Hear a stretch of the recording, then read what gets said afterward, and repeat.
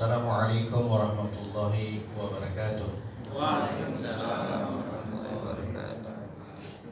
Alhamdulillah, alhamdulillahilladzi 'allama al-insana ma lam ya'lam. Asyhadu an la ilaha illallah wahda wa asyhadu anna Muhammadan 'abduhu wa rasuluhu wa la nabiyya ba'da. Allahumma shalli wa sallim ala Rasulillah Muhammad ibn Abdillah wa ala alihi wa sahbihi wa mawala. Amma ba'd. Puja syukur kepada Allah Subhanahu wa taala, limpahan rahmat dan kasih-Nya kepada kita semua. Kita dikumpulkan di tempat yang mubarakah ini, diberi kekuatan dan keafiatan sehingga kita dapat menghadiri majlis yang mulia.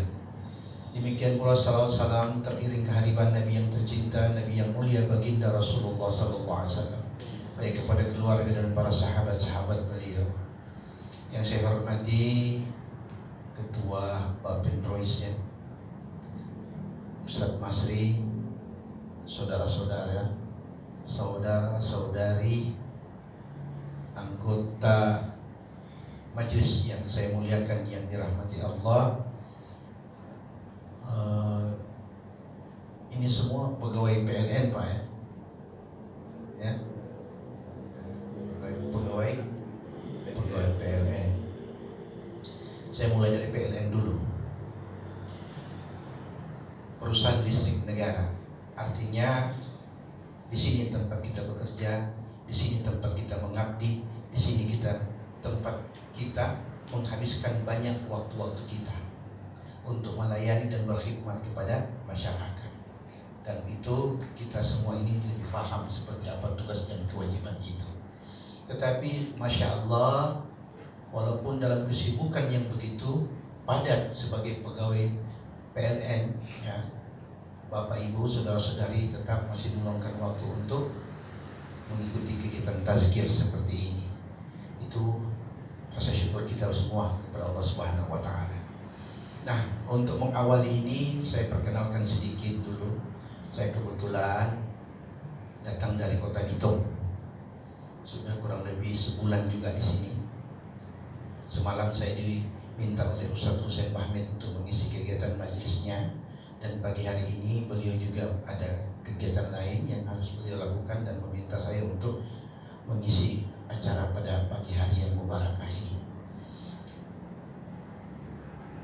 Kota Bitung, satu kota kecil yang ada di ujung Sulawesi Utara. Jauhnya dengan jarak dengan kota Manado itu kurang lebih 40 km. 4-50 lah. Nah, tadi sempat kita berbincang-bincang dengan bagaimana keadaan dan kondisi kita sebagai warga negara Indonesia dan sebagai umat beragama, khususnya di daerah mayoritas Sulawesi Utara.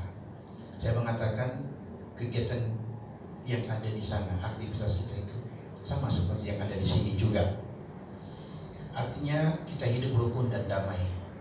Kita hidup dalam sebuah kerukunan yang terikat dengan beberapa hal. Di antaranya kita sebagai satu bangsa, satu negara, satu bahasa yang sama, bahasa Indonesia. Dan secara histori juga warga masyarakat Sulawesi Utara itu sudah ada kawin mawin antara suku dengan suku asli di sana. Sehingga alhamdulillah sampai hari ini kita bersyukur kerukunan itu tetap terpelihara. Kalaupun ada riak-riak, itu hanya orang bilang pemanis, ya, dari sebuah persaudaraan. Kenapa saya katakan demikian? Seayah seibu pun kadang-kadang tidak sependapat. Tapi dalam kemesraan ini pasti ada namanya perbedaan pendapat, bahkan ada sedikit hal-hal yang agak mengganggu, betul tidak? Nah, itu cuma pengantar saja, Pak, ya. Tapi yang saya ingin tanya sebelumnya ini, saya diberi waktu berapa jam? Setengah jam, Pak. Biasanya kalau saya sudah pegang mic, saya tidak berhubungan lagi dengan panitia. Saya kalau pegang mic itu memang hobi, sampai 3 jam, 4 jam. Jadi kalau saya lakukan itu di sini, tinggal saya sendiri di sini. singkat kata, saya ingin mengantar dengan sebuah cerita. Ada seorang anak muda yang rambutnya panjang, ingin dirapikan di tempat tukang cukur. Datanglah dia kepada tukang cukur yang sudah berumur. Tapi tukang cukurnya ini rupanya orangnya ini cerewet ya, suka ngomong. Sambil menggunting, dia berkata kepada anak muda tadi, "Nak, kau percaya tidak ada Allah?" Si anak muda bilang, "Ya iyalah Pak, kita kan orang beragama." "Iya, justru saya sampai hari ini tidak pernah yakin kalau Allah itu ada." "Loh kok bisa begitu Pak?" Coba adik perhatikan. Kalau keluar dari sini, di mana-mana pasti ada orang miskin. Dan banyak orang sakit, orang menderita, orang sengsara. Orang kaya cuma sedikit, orang senang hanya segelintir. Mana Allah? Katanya dia Tuhan yang pengasih, penyayang, penyantun. Kenapa hal ini masih banyak terjadi di luar? Si anak muda ini diam Pak. Diam. Selesai menggunting, selesai rapi, maka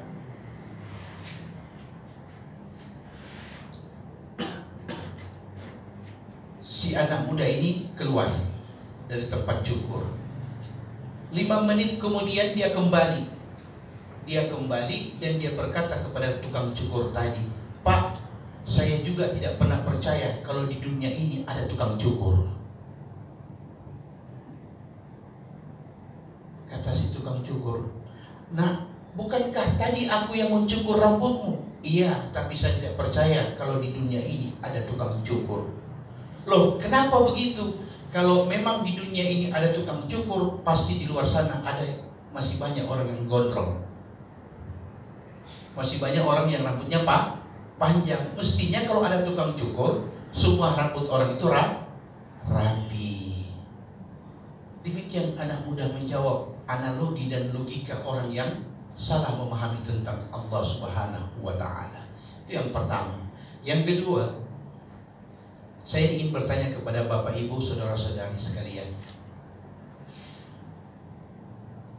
bagaimana pendapat saudara ketika saya mengundang saudara-saudara ini di satu tempat, di satu ruangan yang di dalamnya banyak makanan dan banyak menu-menu yang tersedia. Saya undang Anda untuk makan, tapi dengan catatan, matikan lampu sehingga tidak kelihatan makanan yang ada di depan kita. Apa yang Anda akan lakukan? Apa yang Anda akan lakukan? Karena kalau salah bertindak, bisa saja yang masuk itu cabai semua. Semua menu makanan tersedia Pak, tapi dengan catatan di waktu itu mati lampu di dalam ruangan yang gelap.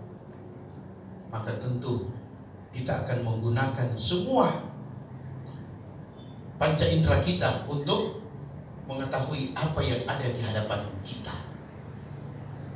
Dan belum tentu apa yang kita pegang dan apa yang kita masukkan itu yang kita butuhkan. Ini yang dikatakan oleh seorang ulama besar yang hidup pada abad ketiga Hijriah. Namanya Syekh Ahmad bin Muhammad Atha'illah As-Sakandari, yang dikenal dengan sebutan Ibnu Atha'illah. Ya. Beliau mengatakan dalam kitab Al-Hikamul A'ta'iyah, ungkapannya begini Pak. Beliau mengatakan bahwa seseorang, ya, apabila dia meminta kepada Allah, kemudian doanya tidak dikabulkan, pertanda Allah sedang memperhatikan dirinya. Bisa dipahami ini? Bila seseorang berdoa kepada Allah, tapi doanya tidak dijawab oleh Allah, itu menunjukkan bahwa Allah sedang memperhatikan dirinya. Tentu bingung kan? Lebih bingung lagi perkataan yang kedua. Beliau mengatakan apa? Beliau mengatakan, janganlah Anda beramaliyah kecuali dengan maksiat. Kita disuruh beramal dengan maksiat. Jadi paham? Dan jangan dengan ketaatan. Zayyinu a'malakum bil ma'asi wa la tuzayyinu nafsaka bit ta'ah. Hiasilah amal-amal ibadahmu, amal-amalmu itu dengan maksiat dan jangan dengan ketaatan. Aneh? Aneh Pak? Aneh. Mari kita lihat yang pertama tadi. Anda mau tidak kalau Anda berdoa Allah jawab doa Anda? Mau kan? Kalau Allah tolak? Tidak mau. Baik. Kalau Allah tolak, kita tidak mau. Tapi kalau Allah terima, itu yang kita mau ketika berdoa kepada Allah. Tapi apa yang dikatakan oleh menantu Rasul Sayyidina Ali karramallahu wajhah, beliau mengatakan, aku lebih suka doaku ditolak oleh Allah daripada dikabulkan oleh Allah. Ditanya, mengapa demikian ya Amirul Mukminin? Ya, kalau aku yang minta kepada Allah, Allah kabulkan, berarti Allah ikuti keinginanku. Tapi kalau aku ditolak doanya oleh Allah, berarti aku yang ikuti kehendak Allah. Bagikan jamuan tadi. Seandainya lampu diterangi di ruangan itu, maka kita akan mudah memilih mana yang kita mau. Tapi Allah jadikan doa kita tertutup, terhijab, karena Allah tahu apa yang terbaik buat kita, bukan apa yang kita mau. Bisa dipahami nih? Jadi mengerti? Yang kedua, zayyinu a'malakum bil ma'asi. Hiasilah amal-amalmu itu dengan maksiat. Wa la tuzayyinu nafsaka bit ta'ah. Dan jangan kau hiasi dirimu itu dengan ketaatan. Artinya, orang kalau sudah sholatnya bagus, puasanya bagus, sedekahnya bagus, tutur katanya bagus, kadang-kadang terselip di hatinya dia lebih baik daripada orang lain. Apakah ibadah dan semua yang kita lakukan itu hanya untuk supaya kita yang menilai, bukan Allah yang menentukan? Berarti ketika kita bersedekah, kita harus merasa sedekah ini adalah sebagai tanda kita untuk meminta ampun kepada Allah dengan dosa-dosa kita yang berkaitan dengan pemberian. Kadang kita memberi dengan hati terpaksa, kadang kita memberi dengan ikhlas, walaupun lebih sering kita memberi karena kewajiban, bukan karena kita mengharapkan ridho Allah Subhanahu wa ta'ala. Jadi yang dimaksud amal-amal tadi itu dengan maksiat, artinya semua amal yang kita lakukan dalam perintah Allah terkadang terselip sifat riya, ujub, pamer dan sebagainya. Allah tidak suka hal itu ada dalam amal-amal saleh kita. Sehingga ketika kita bersedekah, minta ampun kepada Allah bahwa kitalah orang yang paling kurang bersedekah. Ketika kita sholat, kita minta ampun kepada Allah. Ya Allah, sholatku ini sebagai tanda aku minta ampun dan ridhamu ya Allah. Karena sholatku adalah sholat yang paling buruk di antara hamba-hambamu yang sholat. Ini yang dimaksud membersihkan ibadah dari asyahwatul khafiyah, syahwat yang terselip di antara amal-amal saleh. Bisa paham ini Pak? Barangkali itu saja dulu. Mau panjang-panjang cuma 30 menit. Saya ada kesempatan 10 menit untuk tanya jawab. Silahkan. Ada yang mau bertanya? Tidak apa-apa, biar di luar materi. Kalau saya tahu saya jawab, kalau saya tidak tahu apa boleh buat. Silakan.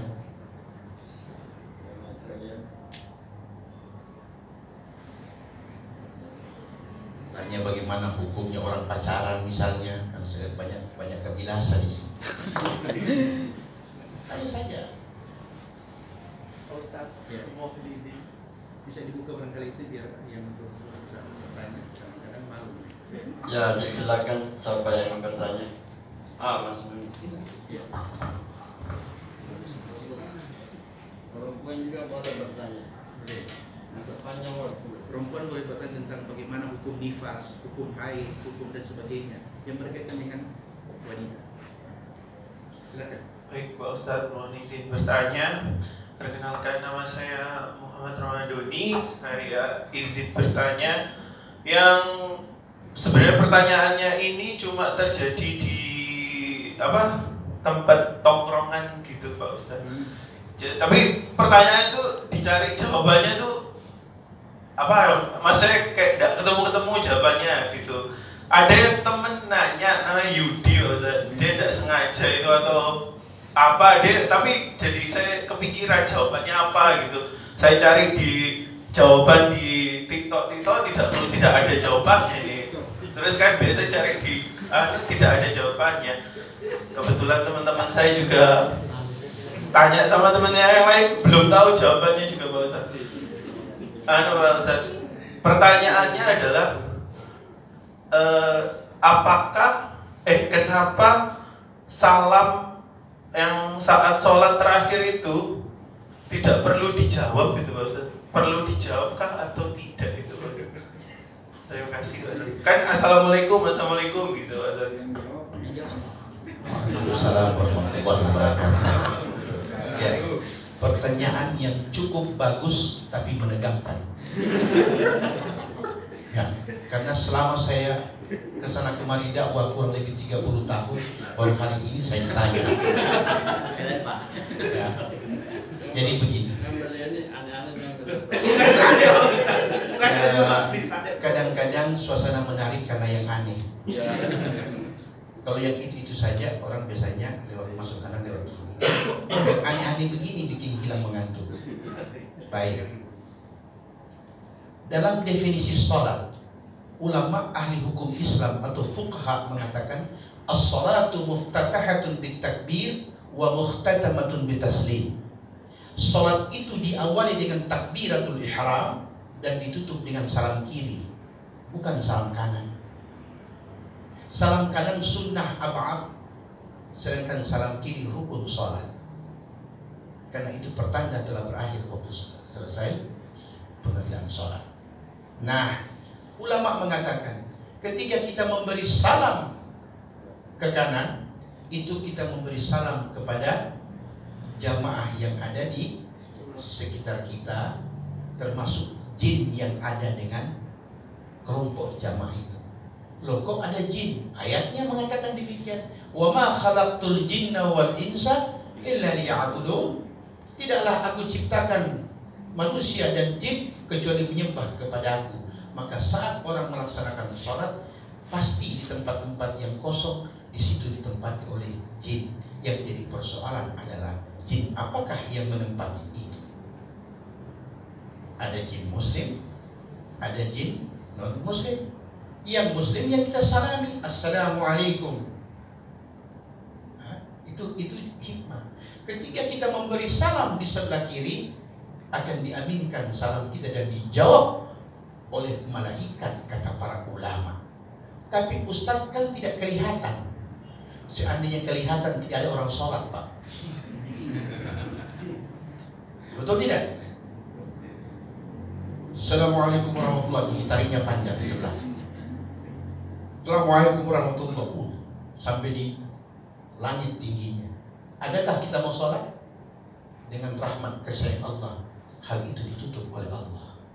Tapi kita diberi isyarat oleh Allah, lakukan perintahku, maka semua makhluk pun akan ikut bersama perintah, kecuali yang membangkang. Kullu ummati yadkhuluna al-jannah illa man aba. Semua umatku akan masuk ke surga kecuali yang tidak mau. Qalu, sahabat berkata, wa may ya'ba ya Rasulullah? Siapa yang tidak mau masuk surga? Nabi bilang, man ata'ani dakhalal jannah wa man asani faqad aba. Siapa yang mengikuti perintah dan ajaran agamaku, kata Rasul, maka itulah yang ke surga. Dan siapa yang membantah dan membangkang, itulah yang tidak mau masuk surga. Pak, saya kasih contoh yang dekat-dekat saja, polsek. Di polsek itu kantor polisi apa penjara?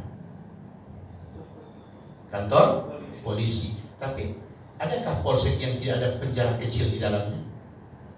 Ada. Setiap polsek pasti ada ruangan kecil yang disebut dengan tahanan sementara. Betul tidak? nanti setelah dibuat berita acara pemeriksaan, dilimpahkan ke kejaksaan, kemudian diperiksa dan diteliti, JPU bertindak menuntut si tersangka, kemudian menjadi terdakwa di tingkat pengadilan. Pertanyaan saya cuma satu, Pak, tolong dijawab. Apakah pernah Anda mendengar ada satu orang polisi berkata, wahai masyarakat, warga Kota Palu, mari kita rame-rame tinggal dalam penjara atau masuk ke dalam penjara karena Polsek menyiapkan tahanan ini? Ada? Tidak. Kalau tidak, kenapa dibuat penjara? Yang kita dengar polisi hanya berkata, hati-hati rambu lalu lintas, hati-hati pidana, hati-hati begini. Banyak peringatan yang diberikan oleh pihak kepolisian kepada warga Kota Palu atau warga Indonesia agar supaya jangan Anda masuk ke dalam penjara. Tapi pertanyaan saya yang terakhir adalah, ada tidak orang yang tinggal di penjara hari ini? Loh, kok dia hobi masuk? Penjara dibuat bukan untuk dimasuki, tapi toh masih ada juga orang yang suka dimasukkan ke dalam penjara. Surga Allah demikian. Makanya Nabi Musa protes. Nabi Musa berkata, ya Rabb, Antar Rahman, Tuhan engkau pengasih, wa Antar Rahim, engkau juga penyayang. Tapi kenapa ada makhluk yang kau campakkan ke dalam api neraka, dan ada juga yang kau masukkan ke surgamu? Yang di surga tidak masalah, tapi yang ke dalam neraka ini, mana sifat Rahman dan Rahimmu? Kata Nabi Musa kepada Allah. Apa kata Allah? Ya Musa, untuk menjawab pertanyaanmu, ambillah segenggam gandum dan tanamilah dia. Setelah panen baru kau datang kepadaku, akan kujawab pertanyaanmu itu, kata Tuhan. Maka Musa pun ambil segenggam gandum, dibajaklah tanah, disemainya dengan bibit, dijaga dan dipelihara dengan baik sampai tiba waktunya bibit gandum tadi tumbuh menjadi bulir-bulir gandum yang kemudian dipanen.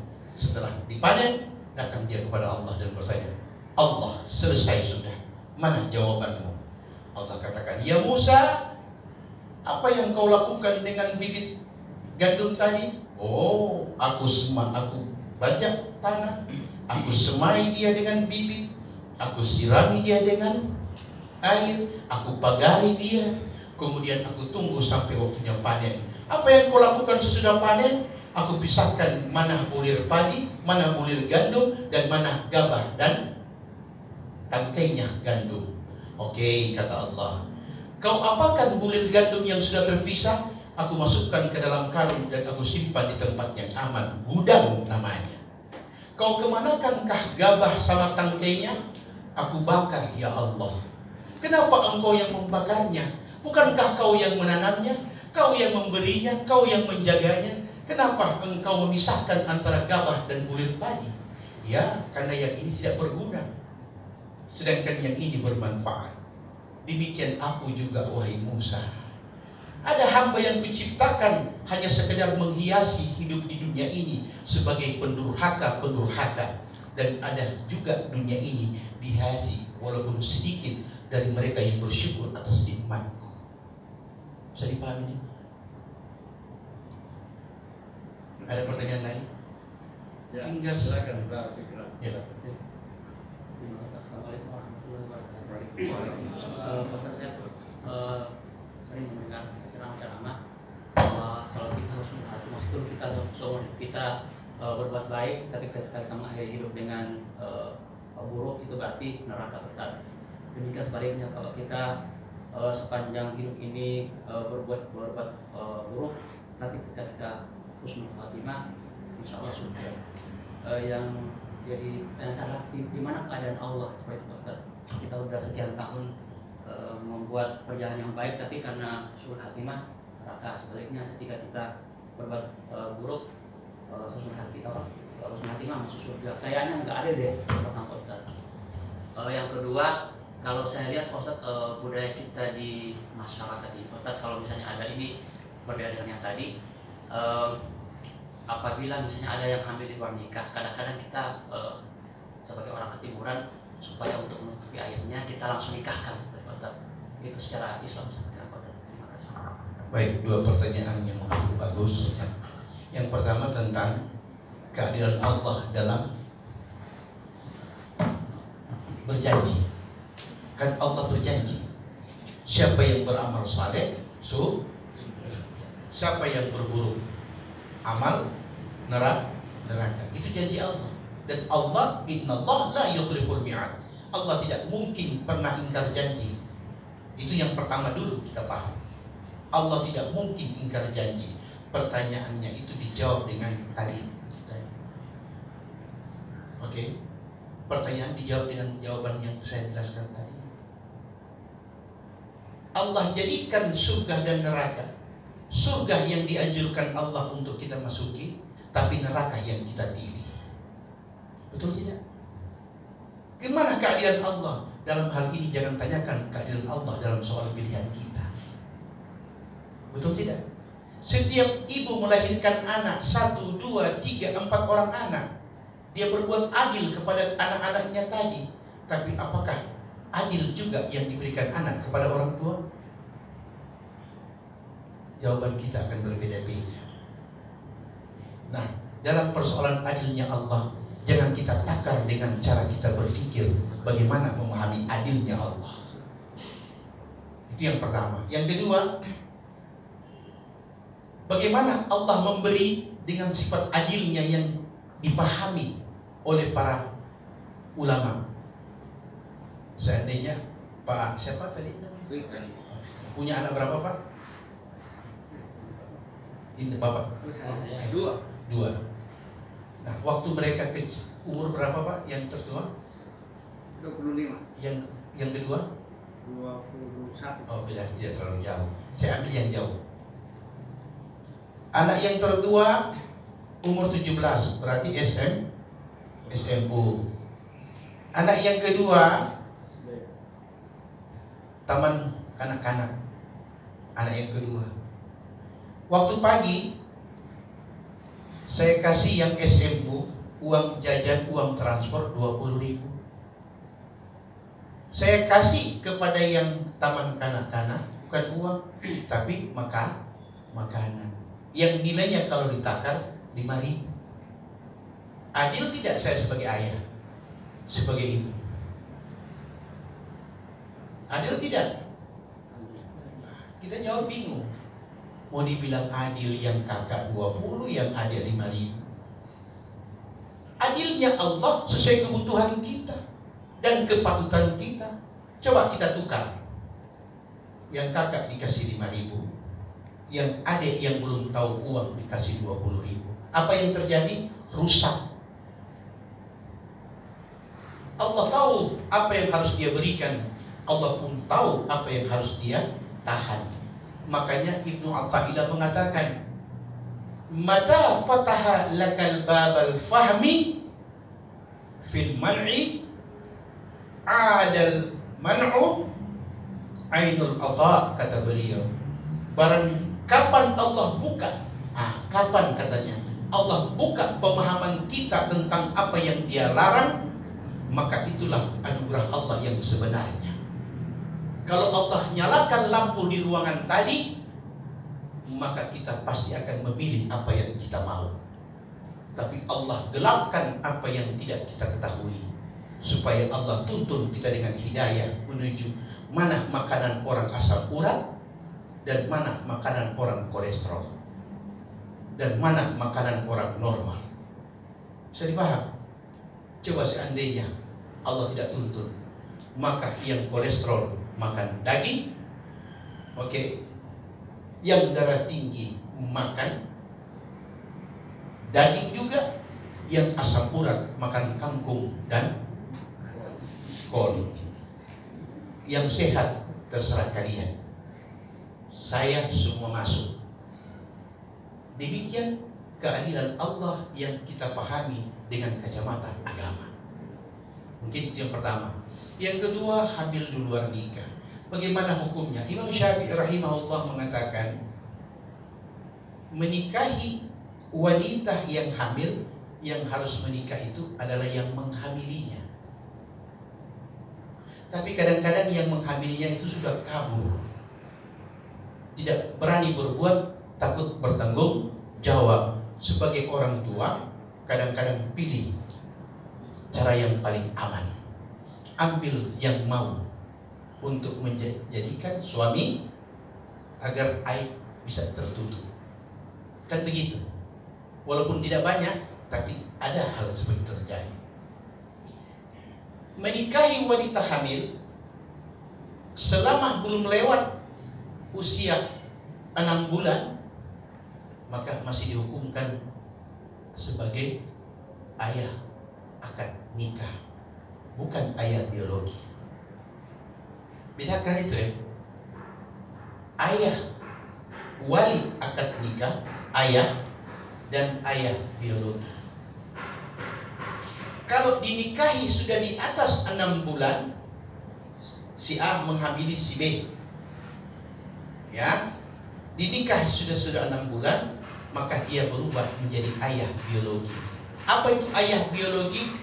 Bapaknya boleh kawini anaknya karena agama tidak mengakui anak itu sebagai anak yang halal. Jadi paham? Namanya musaharatu fi zina indal fuqaha. Hubungan kekerabatan putus disebabkan karena tidak adanya kepatuhan terhadap perintah dan larangan Allah. Jadi kalau sudah 6 bulan, sebelum 6 bulan, ya, segera nikahkan. Segera nikahkan. Oke? Tapi kalau yang nikahi bukan yang menghamili, tidak boleh menggauli perempuan itu. Tidak boleh. Kenapa? Jangan bercampur antara yang haram dengan yang halal. Bisa dipahami, Pak? Baik, sudah cukup. Pak, lanjut Pak. Jadi kalau anaknya, misalnya yang nikah itu adalah ayah biologisnya Pak Ustaz. Terus dia anak perempuan misalnya kan. Kemudian ketika dia nikah, si bapaknya nggak bisa jadi wali nikahnya anak ini Pak. Bagi wanita yang melahirkan tanpa suami status nikah, maka anak ini dinisbatkan kepada ibunya. Jadi dia fulan bin fulan, bukan bapaknya, Meskipun ayah biologisnya. sekalipun ayah biologisnya. Karena itulah Islam, agar jelas antara halal dan haram. Jadi Pak, ada pertanyaan yang terakhir dari perempuan satu, saya minta. Kalau tidak ada, kita tambah 2 jam ini. Dan saya tidak pernah ingkar janji. Ada? Ya, cewek. Oh ada. Oh iya. Wakili perempuan. Beliau dari Betawi Pak. Oh iya. Bagaimana? Dari Betawi beliau. Oh iya. Ini Silakan. tanya Pak Ustaz, kan lagi musim pemilu Pak Ustaz. Jadi mau nanya, dalam Islam itu hukumnya tidak memilih pemimpin itu apa Pak Ustaz, atau golput gitu. Terus dalam pandangan Islam itu kita kan ada 3 calon nih. Misalnya kita itu sama-sama mengetahui keburukan tiga-tiganya, jadi kayak malas milih gitu. Ya. Nah itu kira-kira dalam Islam hukumnya seperti apa Pak Ustaz? Makasih. Jadi ada namanya situasi aman dan situasi darurat. Situasi darurat, orang tidak punya pilihan. Saya kasih contoh. Anda disuruh pilih di satu keranjang buah apel, dan kebetulan apelnya ini rusak semua. Tapi Anda tetap harus memilih satu di antara sekian banyak yang rusak. Anda pilih apel yang mana? Yang sedikit rusaknya. Bisa dipahami? Kenapa? Karena kita tidak punya pilihan. Itu yang pertama. Tapi bagaimana Ustadz, saya tidak memilih, saya ini golput. Berarti segala konsekuensi yang terjadi, Anda adalah orang pertama yang harus menerimanya. Pajak naik, tarif listrik naik, semua naik dan semua naik, kecuali celana yang turun. Betul tidak? Dan Anda jangan menyalahkan orang yang memilih, karena dia mengikuti apa kata hatinya. Anda yang golput, disitulah kesalahan Anda. Anda harus menerima apa yang ada. Alladzi fi khairun min ma'ashi, kata Bapak Ta'ala. Apa yang ada lebih baik daripada tidak sama sekali. Saya dipahami? Oke. Kita tidak membahas politik di masjid. Itu yang pertama. Yang kedua, tidak ada arahan khusus. Karena saya diundang di sini sebagai pembawa hikmah, bukan juru kampanye. Baik, yang terakhir sebelum saya tutup, saya wakili saja di perempuan-perempuan. Saya wakili, Ustaz. Ya, boleh. Saya wakili. Boleh, silakan. Ini yang sering terjadi di wanita-wanita muda ya. Gimana Ustaz? Ustaz, ini sering saya dengar dialog para wanita cewek-cewek. Zaman sekarang ini kan sudah zaman teknologi. Jadi kalau mereka berhalangan itu dengan pakai alat, itu tidak dikhawatirkan untuk menetes. Jadi mereka beranggapan boleh melewati, duduk di masjid atau melewati teras masjid. Sedangkan dalam hukum yang saya tahu itu Ustaz, bahwa melewati pun wanita yang haid itu tidak boleh. Tapi dengan alasan karena adanya alat yang telah modern ini, tidak dikhawatirkan untuk menetes itu najis. Gimana pendapatnya? Baik, terima kasih. Wanita itu ada 3 darah. Paham dulu. Wanita itu ada 3 darah. Darah yang umum bagi semua wanita. Oke, namanya darah haid. Ini darah bulanan, Pak. Ya. Kemudian yang kedua disebut dengan darah wiladah atau darah nifas. Darah yang keluar karena melahirkan. Yang ketiga disebut dengan darah istihadah. Bukan haid, bukan melahirkan, tapi keluar darah. Namanya darah penyakit. Nah, bagaimana hukumnya? Kita belum ke soal masjid ya. Wanita yang haid, ada namanya haid singkat, putus-putus, dan normal. Dan ada yang panjang. Nah, untuk menetapkan kapan wanita itu bisa sholat, maka kita harus paham hukum Islam yang mengaturnya. Sekurang-kurangnya haid bagi wanita normal itu adalah sehari semalam. Sehari semalam. Normal itu. Itu yang bagi wanita yang normal paling kurang haid sehari semalam. Walaupun yang lazimnya adalah seminggu. Tapi Pak Ustadz, saya punya haid ini kadang-kadang sampai sekian hari. Kapan saya boleh sholat? Nah, waktu paling singkat sehari semalam dan waktu paling panjang 15 hari bagi wanita haid. Kalau hari ke-15 masih keluar darah haid, sudah wajib membersihkan tempat keluarnya haid, menutupnya dengan pembalut, kemudian mandi junub, ya, mandi janabah sekalipun masih keluar darah, kemudian membersihkan tempat keluarnya darah, kemudian menutup tempat keluarnya darah, dan sudah boleh sholat sekalipun darahnya masih keluar. Karena darah yang keluar sesudah hari ke-15 bukan lagi darah haid, tapi disebut dengan darah istihadah namanya. Darah penyakit, sudah bukan lagi darah haid. Itu ya. Nifas. Nifas, darah keluar dari wanita disebabkan karena faktor melahirkan. Apakah dengan sesar ataupun melahirkan normal. Berapakah waktu yang paling minim bagi wanita yang nifas? 21 hari kata Imam Syafi'i. Sesudah melahirkan keluar darah, itu minimal 21 hari. Tapi Pak Ustadz, saya punya nifas ini sudah sampai 60 hari belum berhenti. Maka hari ke-60 sudah wajib membersihkan tempatnya keluar darah, kemudian mandi janabah, tutup dengan pembalut, dan sholat. Karena itulah batas akhir waktu nifas. Kalau tidak sholat sudah berdosa. Coba.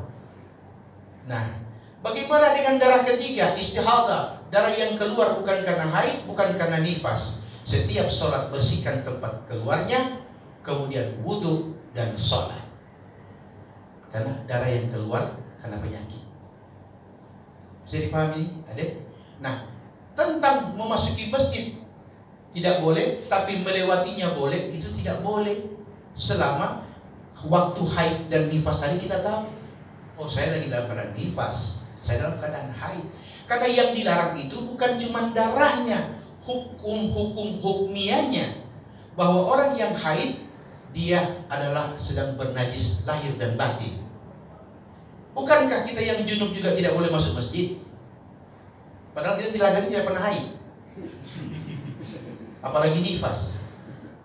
Ada di sini bapak-bapak saudara-saudara yang haid? Tidak ada kan? Tapi kalau junub boleh tidak masuk? Kalau begitu apa yang dilarang masuk? Najis batinnya, sehingga dilarang mesti didekati lahir dan batin dalam keadaan najis. Makanya ayat yang mengatakan innamal musyrikuna najas, orang-orang musyrik itu adalah najis, ulama mengatakan tidak boleh masuk ke masjid karena najis batinnya itu. Bisa dipahami? Ya. Oke. Demikianlah, saya ingin berpanjang lebar, tapi kita juga dibatasi oleh waktu. Insya Allah semoga apa yang singkat ini ada manfaat bagi saya, bagi kita semua, dan kita dipertemukan oleh keadaan sehat walafiat. Amin. Amin. Wallahu musta'an. Wabillahi taufiq wal hidayah. Assalamualaikum warahmatullahi wabarakatuh.